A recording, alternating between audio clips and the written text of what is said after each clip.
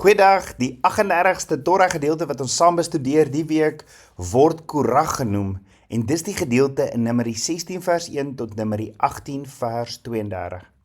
Hierdie gedeelte vertel die dramatiese verhaal van Korach, 'n prominente leviet, wat in opstand gekom het teen die gesag wat Abba Vader aan Moses en Aaron gegee het. Moses en Aaron het dit nie self opgeneem nie, Abba Vader het dit aan hulle gegee.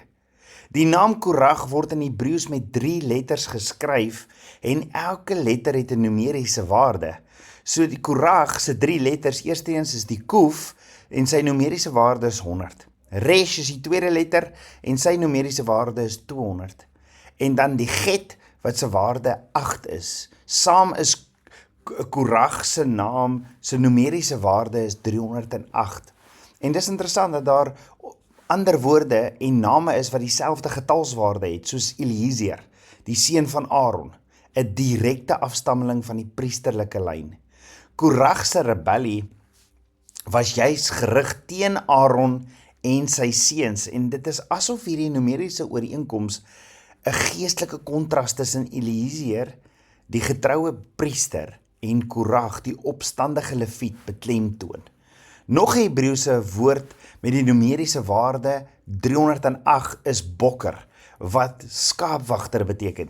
Hierdie woord bring ons terug na die idee van bediening en diensbaarheid, soos wat 'n skaapwagter die kudde oppas.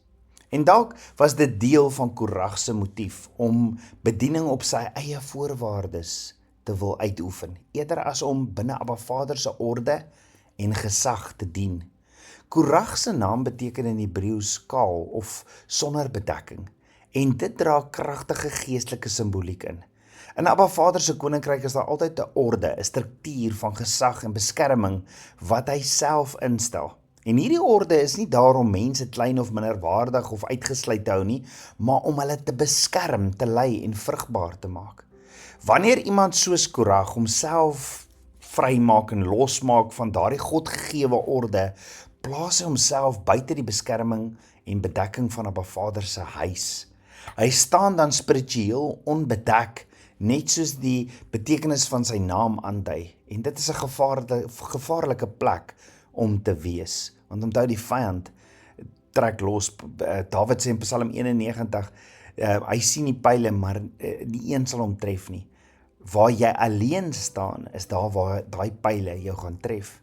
So ons sien dieselfde gevaar vandag in die kerk.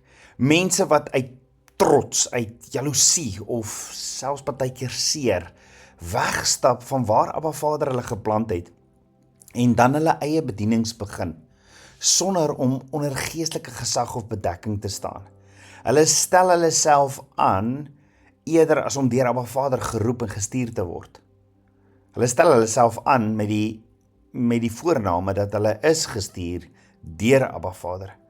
Maar baie keer is die wortel hiervan dieselfde as by Korach, selfverheffing, rebellie en 'n begeerte, hartsbegeerte om gesien en erken te word, en partykeer word dit gedryf selfs deur finansies.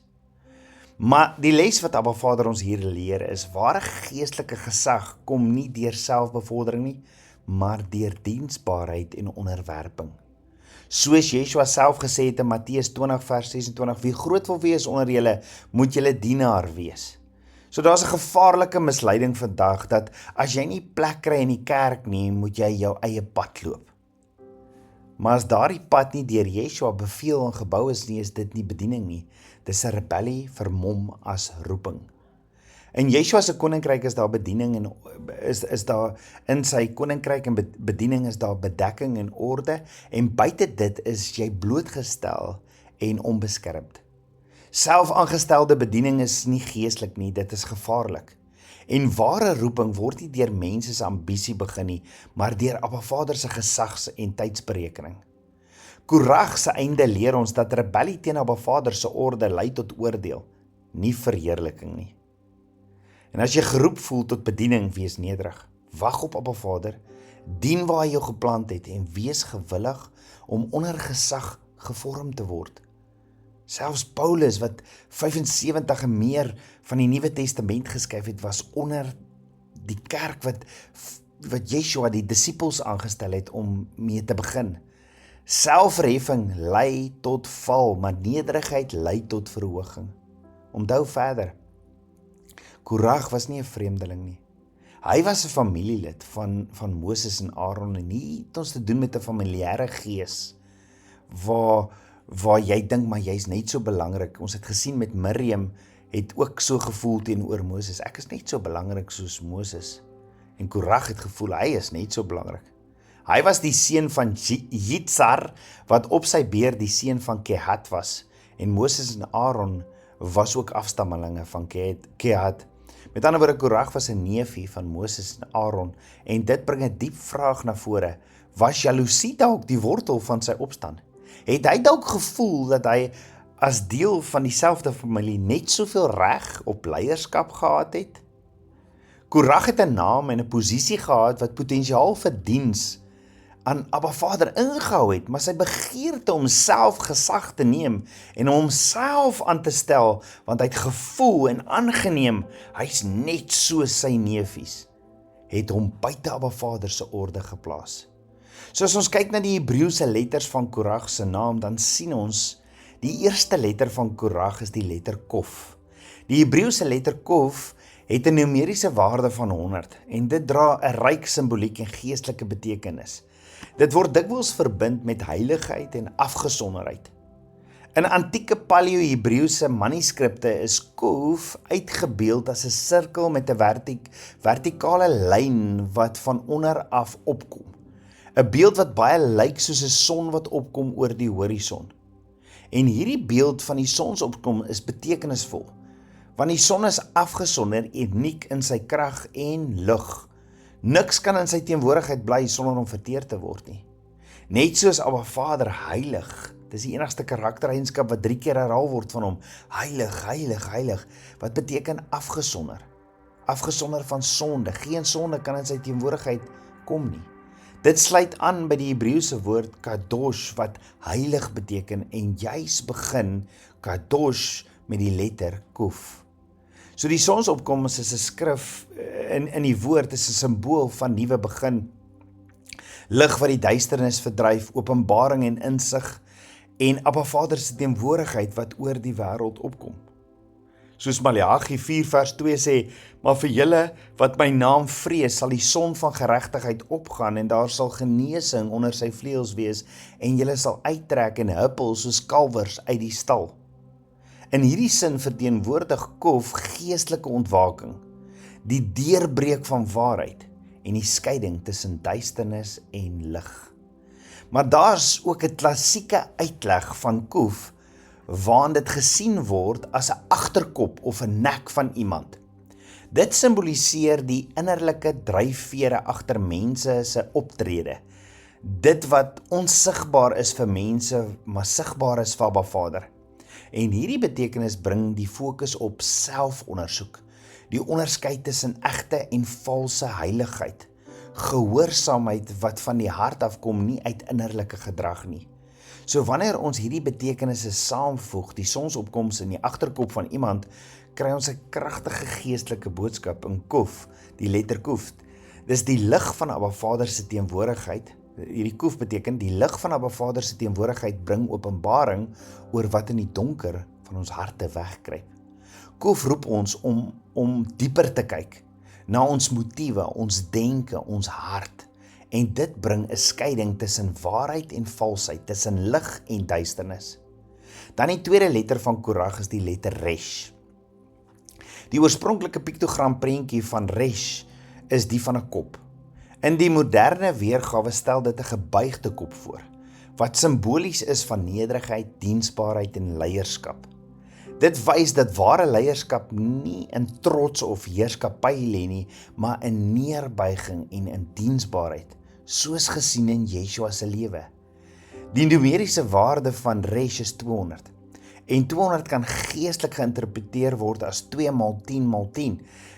2 verwys na die letter Beit, weens die huis van Abba Vader, en 10 na die Jod, die regterhand van Abba Vader. En hierdie kombinasie wys op die een met al die gesag, Yeshua, wat in die huis van Abba Vader is. En Yeshua wat in Matteus 16 sê, hy het die huis kom bou, en daarom moet ons as sy disippels voortgaan daarmee. 200 is ook 'n volheid van leierskap en diens. Dit dui op iemand wat volmaak toegerus is om te lei en te dien.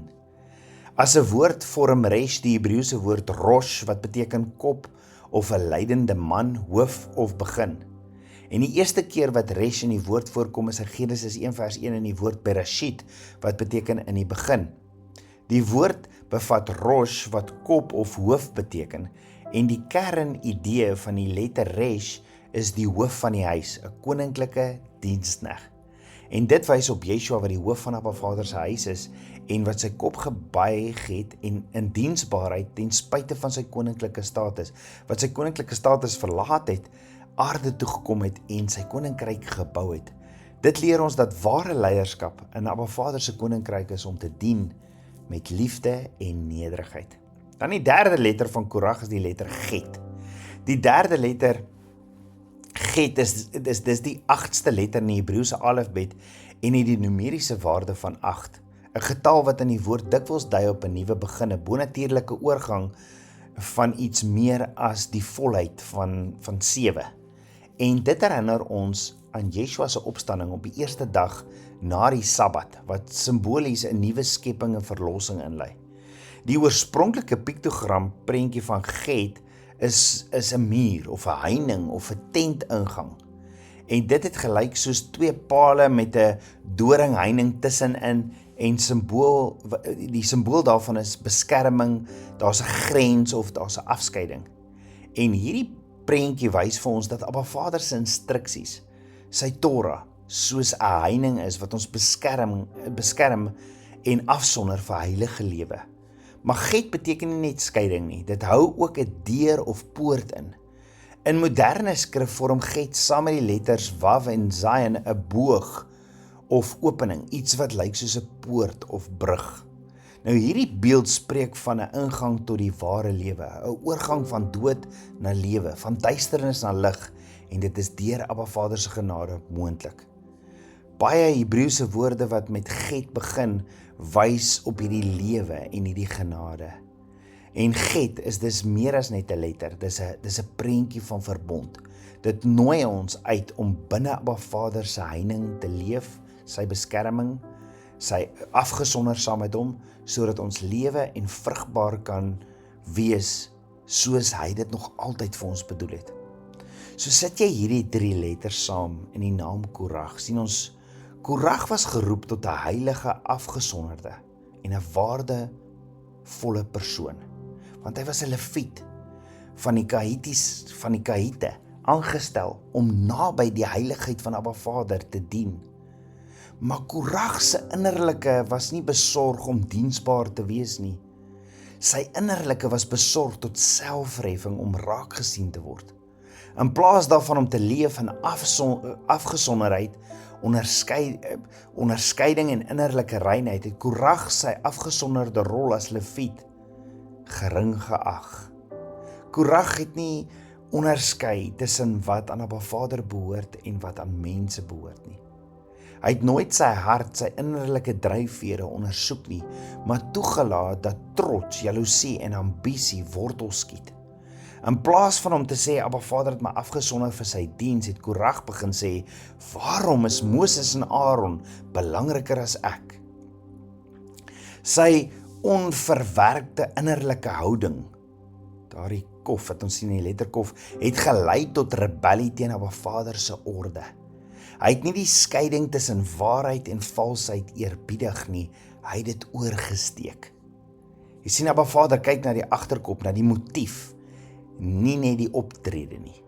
Hy kyk na die motief, nie net na jou optrede nie.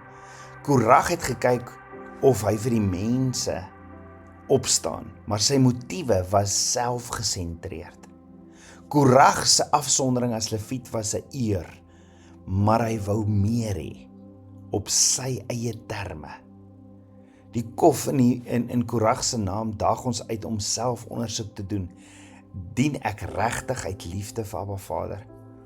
Of is daar iets agter in my kop wat ek moet bely?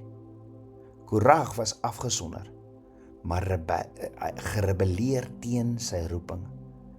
Hy moes 'n lig wees, maar hy het duisternis gekies. Sy motiewe was nie reg nie, al het sy optrede heilig gelyk. Hy het Abba Vader se grense oorgesteek. In Korag se geval verteenwoordig hierdie Resh 'n koninklike roeping, want hy was in die stam met heilige dienswerk en het 'n regmatige plek in Abba Vader se ordering gehad. Maar wat het gebeur? In plaas daarvan om sy kop te buig in diensbaarheid, het Korag sy kop verhef in trots. Hy was nie tevrede met sy goddelike roeping nie. Hy het gesmag in die posisie van Moses en Aaron. Hy het sy fokus gesit op die mens in plaas van sy koning. Hy het sy roeping as dienaar verwerp en probeer om die hoof van die huis te word, op eie voorwaardes. Met ander woorde, waar Resh bedoel is om gebuig te wees, nederig, het Korag dit regop gemaak, hoogmoedig. Hy het nie die gesindheid van Yeshua uitgestraal nie, hy het homself aangestel, Abba Vader se orde en gesag verwerp, en dit het sy lewe gekos. Buig jy of verhef jy jouself? Dit wys op 'n man, hierdie Korag se betekenis, dit wys op 'n man met die potensiaal om te lei, maar ook op 'n man wat geval het, omdat hy nie wou dien nie. Die feit dat Korag se naam, die get in Korag se naam verskyn, wys ironies op wat hy verwerp het. Abba Vader het hom ommuur, hom omheinig en afgesonder vir 'n spesiale roeping. Hy het toegang gehad tot 'n plek naby die heiligheid van Abba Vader. Maar in plaas van om binne die beskermde heining van gehoorsaamheid te bly, daar waar Vader hom gesit het, het hy daardie grens oorsteek en daarom ook sy toegang tot lewe verloor. Ironies, Korag se naam bevat simboliek van leierskap en afsondering, maar deur sy rebellie het hy dit misbruik en is hy uitgesluit. Ons is geroep om priesters en konings te wees, 1 Petrus 2 vers 9, maar nie op ons eie voorwaardes nie. Korag se naam wys vir ons dat selfs 'n heilige roeping kan misbruik word as die hart nie rein is nie. Hy wou heiligheid hê sonder gehoorsaamheid, invloed sonder onderwerping, gesag sonder gesindheid. Maar Abba Vader soek dienaars soos Yeshua. Yeshua sê in Markus 10 vers 43 tot 44, wie groot wil wees, moet die minste wees. Wie eerste wil wees, moet die dienaar van almal wees. So Abba Vader leer ons, om gekies te wees of aangestel te wees, alleen is nie genoeg nie. Gehoorsaamheid aan sy wil is die ware toets van ons roeping. 'n Ware roeping kan nie buite Abba Vader se orde en gesag funksioneer nie. Dit werk slegs binne die perke wat hy gestel het. Ons moet waak daarteen om geestelike bedekking te verwerp in die strewe om meer gesien en belangrik te wil wees. Want sonder sy bedekking is ons onbeskermd en blootgestel en lei tot baie seer.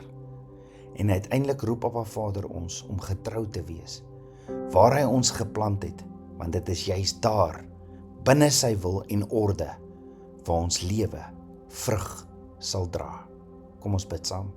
Ons almagtige Vader, Papa God, net amazing hoe U ons leer in hierdie week se gedeelte, net in Korag se naam, in die letters en die betekenis van sy naam en die numeriese waarde. Vader, voor U kom buig ons alleenlik. Vergewe ons van daardie selfverheffing.